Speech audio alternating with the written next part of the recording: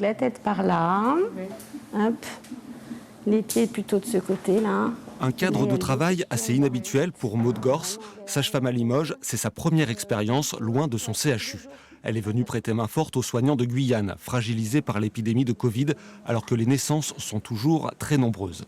Elle passe 3 semaines à Saint-Georges, à la frontière du Brésil, et doit parfois faire face seule à d'importantes responsabilités avec des patientes de cultures très différentes.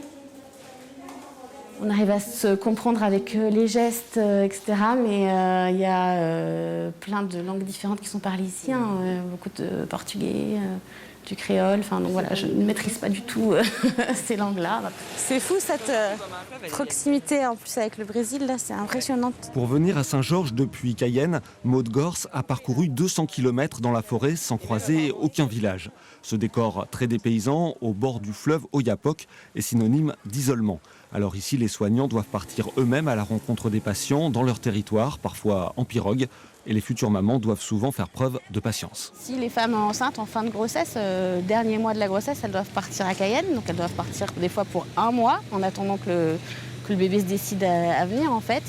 Et ça, c'est quelque chose qu'en métropole, on aurait beaucoup de mal à imposer aux femmes. 1 mois loin de chez elles, loin de leurs enfants, pour attendre en fait que l'accouchement se fasse. Cette épopée est suivie de près à Limoges par une autre sage-femme, Sophie Martinez, vice-présidente de l'association Action Santé Femmes. C'est quoi ton programme de consulte aujourd'hui? Je dois avoir 2-3 grossesses. C'est cette ONG qui a été sollicitée pour apporter des renforts en Guyane. Elle intervient aussi dans de nombreux pays en développement pour des missions d'urgence, d'accompagnement ou de formation. Les femmes ont un poids important sur l'économie parce qu'elles travaillent, parce qu'elles élèvent les enfants et pour autant leur santé n'est pas toujours la priorité du système de santé de certains pays.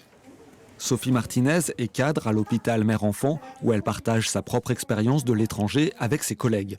Cette ouverture leur apporte une nouvelle approche du soin, parfois moins technique, plus humaine et très utile pour accompagner les nombreuses patientes d'origine étrangère.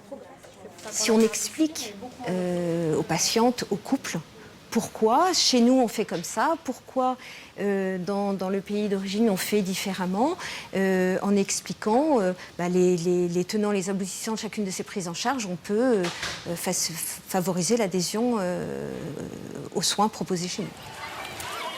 Action Santé Femmes est actuellement aussi mobilisée à Mayotte et en Haïti, avant un autre projet en République démocratique du Congo.